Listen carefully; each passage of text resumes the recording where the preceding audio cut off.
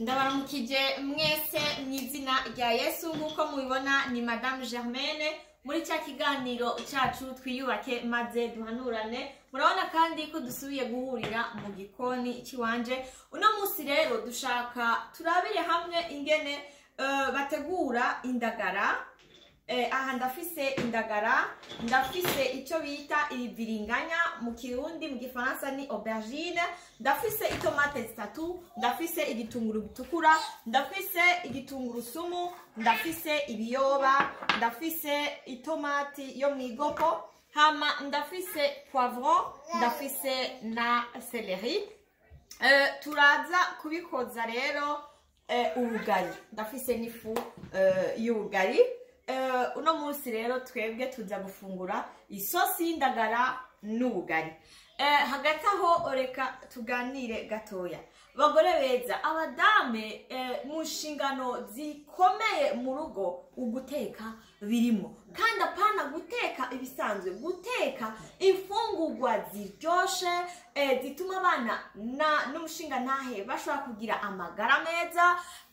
Ivyo rero biri mu nshingano ziza ubwa mbere. Abagore benshi barabyirengagiza, bakitwaza ngo ubuzi burababuza guteka. Ego cane gose rimwe akazi karashobora kugufatira, ariko ukamenya ati mu nshingano zindondera za mbere n'uguteka birimwo. Ntubure iminsi 2 cyangwa iminsi 3 mu ndwi ushobora gutegurira abana ibifungurwa kugira ngo bamenye koko umuvyeyi wabo ivyo ateka ukuntu bimeze, n'umushinga ntahe wawe amenye gutandukanya indya z'umukozi, indya zo mu imfungurwa zo mu muhana n'imfungurwa ziteguwe n'umudame wiwe. Rero bagore beza, twige guteka nimba tutabizi, turondere n'akanya nimba tutagafise. Reka rero dutangure turabire hamwe ingene bikurikirana. Ngiye guhata ibiviringanya, ndahwata itomati, byose ndabi making ready, hanyuma turasubira mu kanya. Nkuko rero mubibona twahejeje gukatagura za aubergine, twahejeje gukatagura itomate. Indagara jewe kugira mu kuzitegura mbanza nkuko mwabibonye ndayibereka, zari mu mazi, mbanza kuzinika mu mazi iminota iri hagati ya 10 na 20. Kubera iki ndazinika mu mazi? Kugira ngo hari abantu bafungura indagara ukumva mu ndagara harimo umusenyi. Ndazinika, ndabanza nkazironga neza, hanyuma nkaca ndazinika hagati ya 20 na 10 kugira ngo zorohe. Nimba harimo umusenyi, ubucafu, binyorohere kuca. Rero ndazironga zoshe, hanyuma n'ishombo, kubera ibintu by'ishombo iko kubironga neza, n'ishombo rirashobora kugabanuka cyane. Ikintu ntari naberetse, umunyu urakenerwa kuko imfungurwa zitagira umunyu ntizigira akanovera, ariko dushiramo akunyu gakeya. Nkunda gukoresha amavuta yitwa huile d'olive. Iminsi yose iyo ntetse ibintu by'ishombo ndakoresha akadimu kugira ngo ikunde ishombo rigabanuke.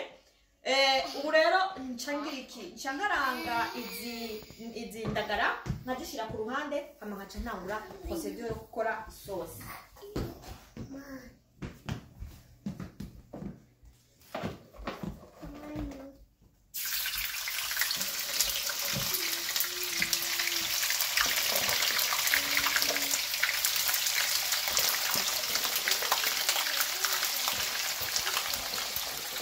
Indagara rero turazikaranga zikumuka neza, zikamera neza.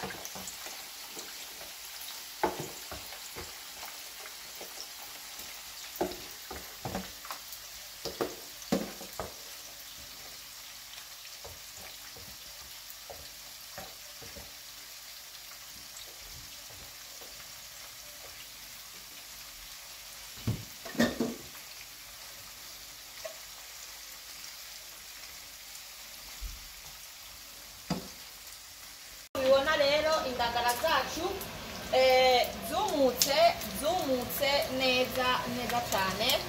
Shaka rero ndazikure mu mavuta kugira ngo mpave ntangura gukora isosi.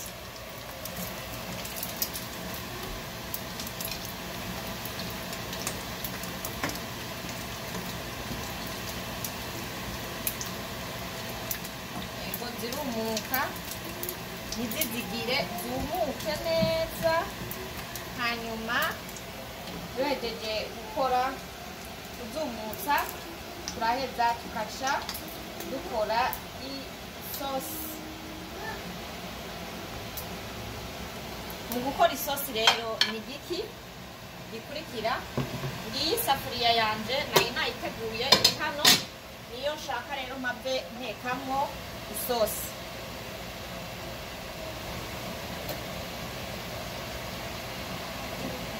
Ndashiramwo amavuta nkuko mubibona w'idolive, ndashiramwo amavuta make aza kudufasha gukora isosi. Ndarindira ashe kugira ashiremwo ibitunguru n'ibindi bikurikira.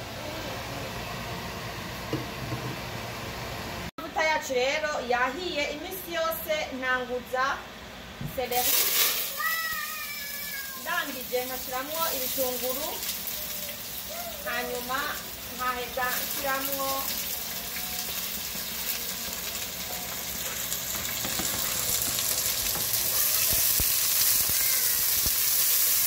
ndagaragura kugeza aho biraba.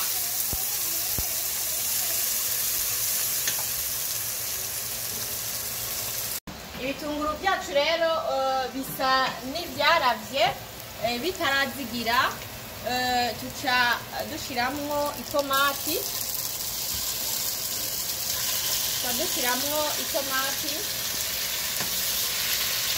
turangije gushiramwo itomati turagaragura. Za tomati zifatwe n'amavuta koko. Turangije kugaragura turaheza dupfundikire kugira ngo itomati zacu zorohe zishe neza.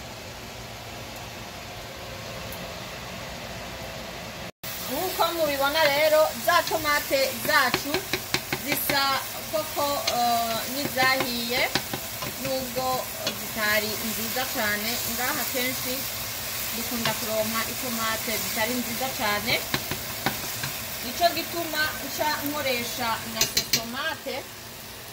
Dukuri ku muntu yaronse itomate nziza zihiye neza zimeze neza, na tomate yoyihoza. Kenshi iyo naronse itomate zimeze neza, iyo nteka ibintu by'imboga nkoresha itomate zo hasi gusa. Ariko nk'ubu itomate koko ntabwo zari nziza, cyamba oblige yo gushiramwo tomate yo mwigopo. Nkuko mubibona nakoresheje amavuta makeya kubera ko nsanzwe nari nakaranze indagara zanje. Ndazi neza ko harimo amavuta yasigaye muri bya ndagara, kuko muri kino gihe mu byo twokora byose twogerageza gukoresha amavuta make make, umunyu muke muke, kugira ngo dukingire cyane cyane amagara yacu. Ubu naho ndagiye gushyiramo tungurusumu.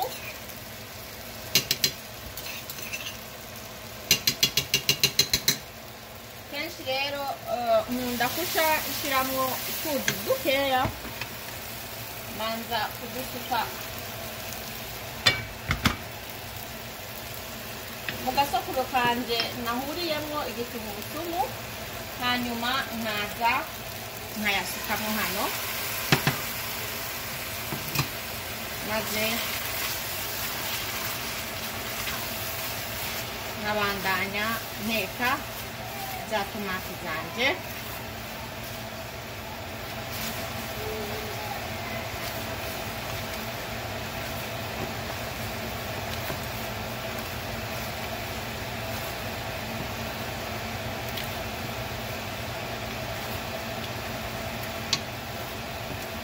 Byukuri nibagiye kubereka icyo bita poivre noire. Sinshobora guteka indya nyinshi nashizemwo poivre noire. Ubwo rero ngiye gushiramwo poivre noire.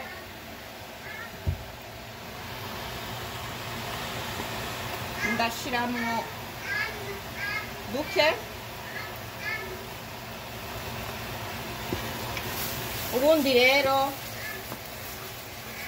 ndahita gushiramwo za aubergine zacu.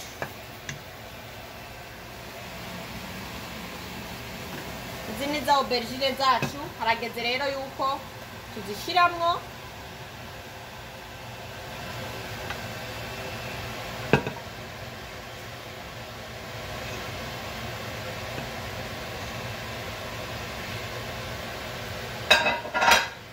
Rero nshangaragura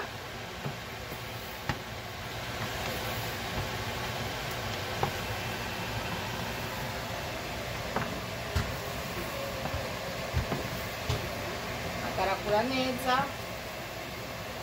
iriya sosi yacu.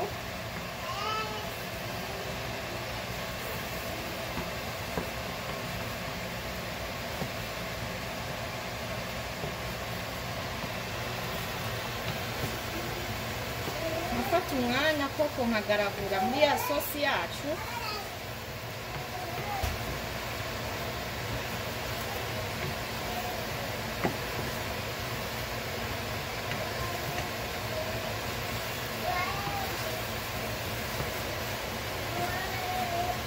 Ndangije kugaragura ndaheza nkasukamwo za ndagara zacu.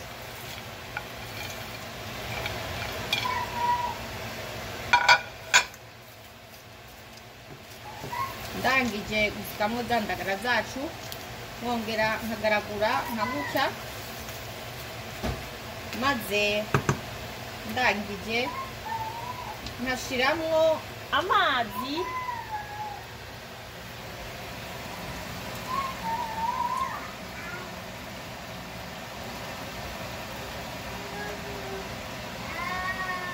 rero kuva na kera na rindi umuvyeyi yakunda kutwigisha guteka akavuga nti iyo utetse ibifungurwa ukeneye gushiramwo amazi, ushiramwo amazi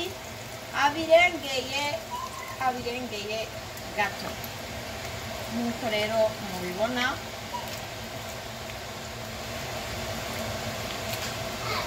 Ndongera nshiremwo ayandi mazi.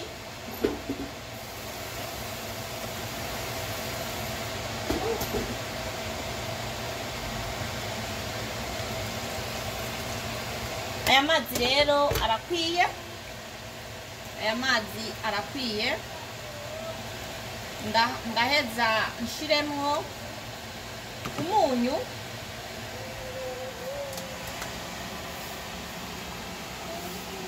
Kuri shiramwa kunyu atari kenshi.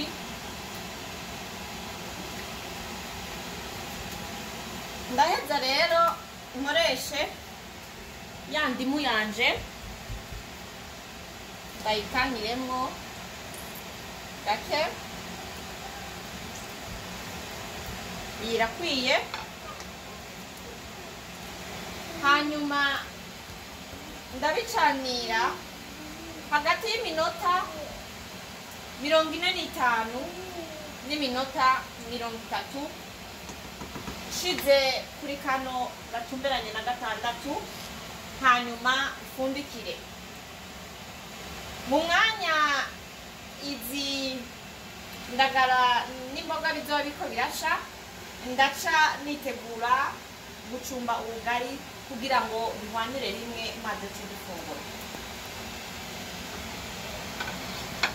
Mwanya rero ndindiriye yuko ya sosi yanje ihava isha, changiriki chamba ndegeranya ibintu byose nariko ndakoresha n'ibyari byo babisanzwe bitogeje bikeya, nkacamba ndatunganya kugira ngo mu mwanya ndiko ndarindira yuko bihwana si nakaze umwanya, kubera ko na cane hano muri bino bihugu byacu ibintu byose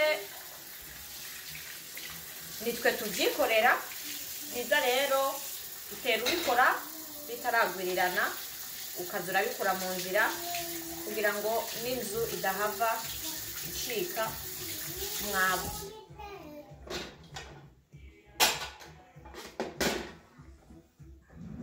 Nkuko rero mubibona isosi y'iwacu iriko irasha, isa n'iyiriko irasha.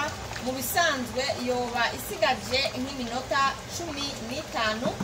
Mu kurindira rero iyo minota 15 nshaka nce ncumba. Mu gucumba rero kugira ubugari bwanje bumere neza, buze kuba budukwiye atabusigara, kandi nze kugarura bimeze neza buteye igomwe, nza gukenera iyi safuriya, iki gikombe cyo gupima amazi, aka kantu kameze nk'uku ko kugarura n'isoro yo kugaruramwo ifu n'amavuta. Rero twebwe nk'uko turi babiri ngaha n'abana babiri, nkunda gukoresha igikombe kimwe hamwe n'akanusu gakeya. By'ukuri ni ukuza turakoresha ibintu dushobora kumara, kubera gusesa imfungurwa si byiza n'Imana yacu ntibikunda. Ubugari bwanje ndabutekera 8. Shiramwo agafu kubuyi kangana nka gutya, nkabanza nkakora ubuyi. Iyi rero twebwe ubugari dufungura ni ubugari bw'ibigori. Ni ubugari bw'ibigori mu Burundi canke mu Rwanda canke abantu benshi bakunda gufungura ubugari bakunda kubyita ngo ni kawunga, ni ifu y'ibigori imeze neza. Rero ndaza guteka uno musururu wanje kugezaho usha neza, hanyuma nce ntangura gucumba. Nk'uko mubibona wa musururu wacu wahiye, murabona ko biriko biranabira. Nk'uko nashizemwo igikombe kimwe n'inusu, ndaheza nkashiramwo nkongera nkashiramwo n'akanusu kako, maze nkacumba. Ubugari rero bw'ibigori mu kubicumba kugira ngo butaza kujamwo amata. Ubugari bwacu rero bwahiye, ubu ngiye kugarura, nshiramwo utuvuta duke muri kano, hanyuma nkahita ndabwarura.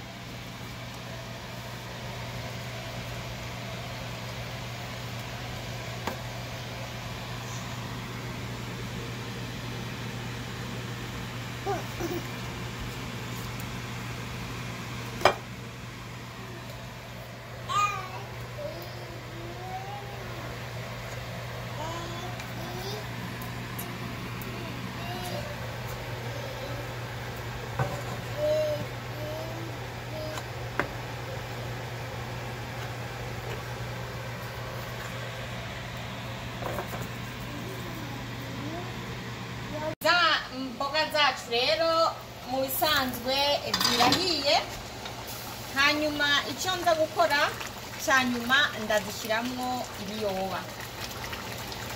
Ibiyoba rero mu bisanzwe ndabishyiramo nca narura,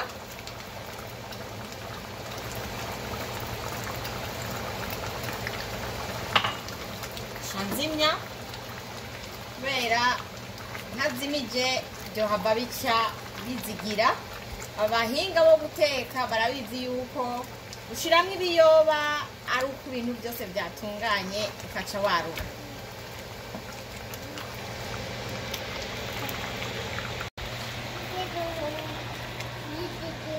Ko narura nako sukundi nuku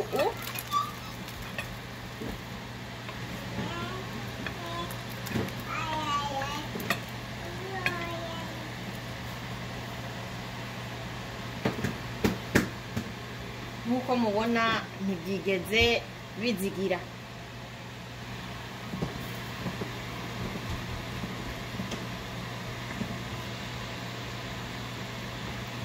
Iyi rero niyo sosi yacu tugiye kurisha ubugari bwacu.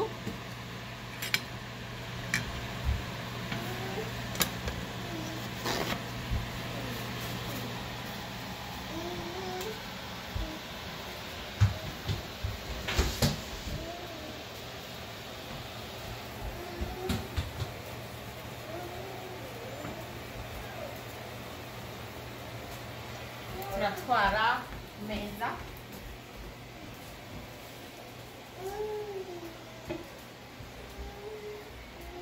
Aho dufungurira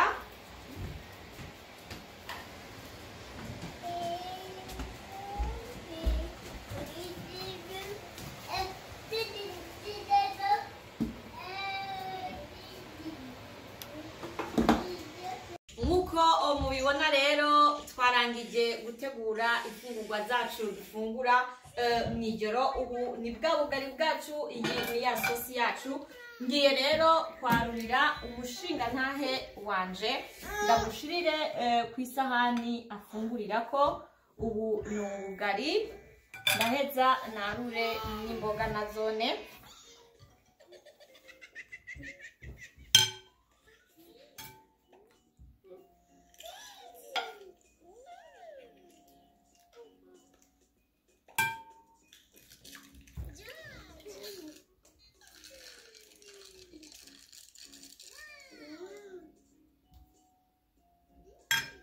Mejeje rero kumwarurira, ndaheza nce ntunganiriza abana nabo. Sheri, karibu ku meza.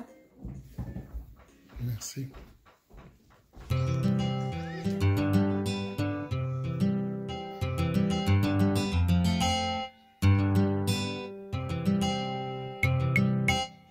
kuba kwisi ushobora kurara uryamye,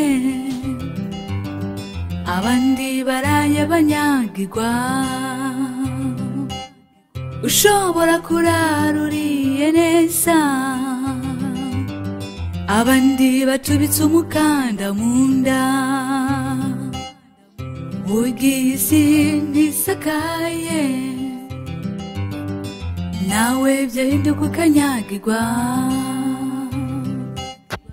Nawe akoreye kwisi ngo yunguke, bose barinda bapfa barondera. Burya isi ihemba zero, nta muhinga n'umwe wo kuyibako. Umuhinga n'ukorera Imana, akareka guhahamira iby'isi. Akuzura urukundo dusaba, agakunda busanda cyaguye. Gerageza ubwira urukundo, udafise urukundo ntazobona Imana. Ijuru dukorere sinyabarega, Imana izopfe guhindira uwo ari we wese. Utarikoreye ngo utege umuriro, tubeshe Imana ngo turasenga. Ijuru dukorere sinyabarega, Imana izopfe guhindira uwo ari we wese. Utarikoreye ngo utege umuriro.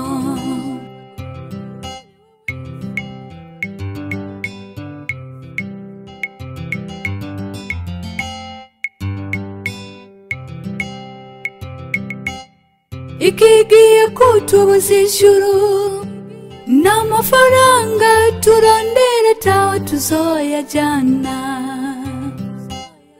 Abenshi bahamya iby'isi,